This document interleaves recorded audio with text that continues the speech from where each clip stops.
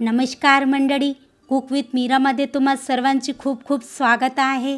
आज मी तुम्हाला पितृपक्ष स्पेशलमध्ये पाटवडी म्हणजे बेसनवडी, ज्याला थापवडी किंवा पातोडी पण म्हणतात, तर अगदी सोप्या पद्धतीने फक्त 10 मिनिटात बनवून दाखवणार आहे।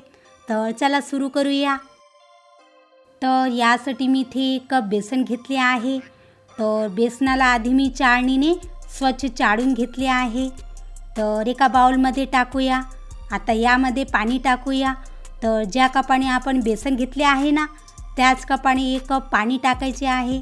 आता चमच्याच्या किंवा मिक्सरच्या मदतीने छान मिक्स करून घेऊयात। मेजरिंगसाठी तुम्ही कोणताही कप किंवा वाटी सेट करून घ्या, जेणेकरून तुमचा रेशो अगदी परफेक्ट राहणार।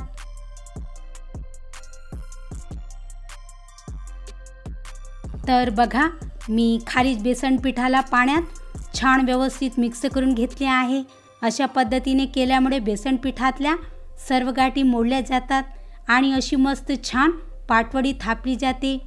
ही पाटवडी पहिल्यांदाच कोणालाही जमेल, कारण की ही खूप सोपी पद्धत आहे। तर सध्याला साईडला ठेवून देऊया। तर चला तोपर्यंत आपण याच्यासाठी पेस्ट तयार करून घेऊयात। त्यासाठी मी इथे 2 ते 3 हिरव्या मिरच्या, 7 ते 8 लसणाच्या पाकळ्या, 1 चमचा जिरा, 1 चमचा ओवा व 5 ते 7 अद्रकाचे तुकडे घेतले आहे। तर मिक्सी जारमध्ये टाकून अगदी बारीक ग्राइंड करून घेऊयात। हिरव्या मिरच्याचे प्रमाण तुम्ही तुमच्या चवीनुसार कमी जास्त करू शकता। मी कमी तिखट करत आहे, पण पाटवडी थोडी तिखटच खायला खूपच चमचमीत लागते। तर पाणी न घालता अगदी बारीक ग्राइंड करून घेऊयात। बघा, आपण याची अशी छान बारीक पेस्ट तयार करून घेतली आहे। हे टाकल्याने पाटवडी खूप स्वादिष्ट लागते।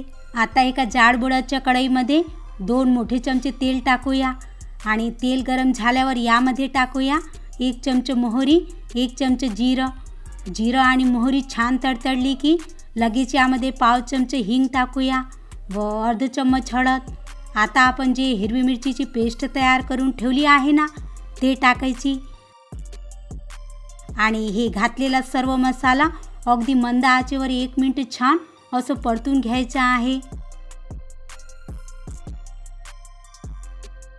आता आपण ज्या कपाने 1 कप बेसन घेतले आहे ना, त्याच कपाने अर्धा कप पाणी घालायचं आहे। अशा प्रकारे मी या ठिकाणी टोटल 1.5 कप पाण्याचा वापर केला आहे।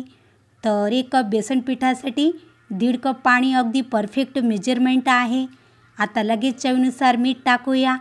तर व्यवस्थित मिक्स करून घेऊयात।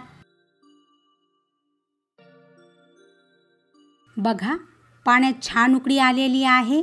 आता गॅसचा फ्लेम मंद ठेवायचा आहे आणि आपण जे बेसन पीठ पाण्यात भिजवून ठेवले होते, तर ते यात थोडं थोडं करून टाकूया आणि पॅचुलाच्या मदतीने व्यवस्थित मिक्स करत जायचे, जेणेकरून यात गुठळा बनणार नाही आणि व्यवस्थित मिक्स केल्या जाईल। आता गॅसचा फ्लेम मध्यम ते मंद आचेवर ठेवायचा आहे आणि छान असं एकसारखं बेसन पीठ हलवून घ्यायचे आहे आणि काही गाठी तयार होत असतील तर त्या मोडत बेसन पीठ चांगल्या प्रकारे शिजून घ्यायचे आहे।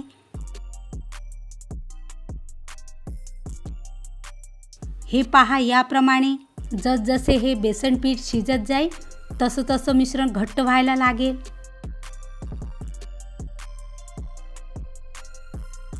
बघा, मिश्रण घट्ट व्हायला लागले आहे आणि रंगही खूप छान आलेला आहे।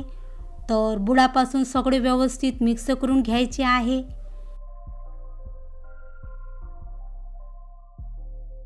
आणि आता यावर 2 ते 3 मिनिटं झाकण ठेवायचं आहे आणि साधारणतः 1 ते 1.5 मिनिटानंतर झाकण काढून घ्यायचे आहे आणि याला खालपर्यंत मिक्स करायचं आहे आणि परत याच्यावर 1.5 मिनिटासाठी झाकण ठेवायचं। तर अशा पद्धतीने मी हे मिश्रण 3 मिनिटं मंद आचेवर वाफवून घेतले आहे, जेणेकरून मिश्रण कच्चं राहत नाही।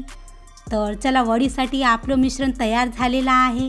तर लगेच आपण तेलाने ग्रीस केलेल्या ताटामध्ये हे पूर्ण मिश्रण टाकूया आणि पॅचुलाच्या मदतीने सगळीकडे पसरून घेऊया।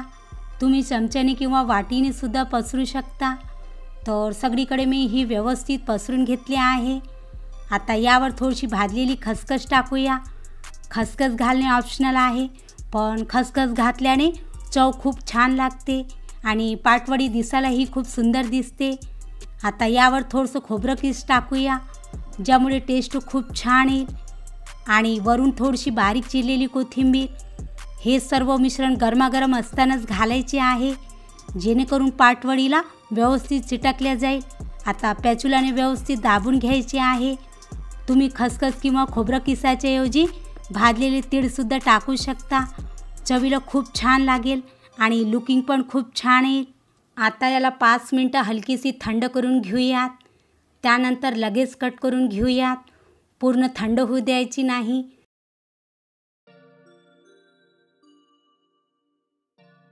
बघा 5 मिनटं झालेले आहे, तर कट करूया।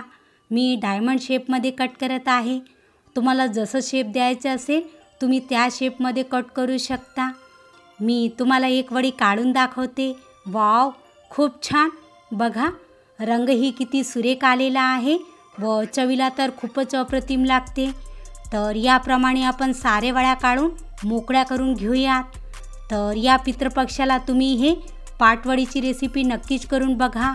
जर तुम्हाला माझी आजची रेसिपी आवडली असेल तर व्हिडिओला लाईक आणि शेअर नक्कीच करा आणि चॅनलला सबस्क्राईब करून बेल आयकॉनला प्रेस करा।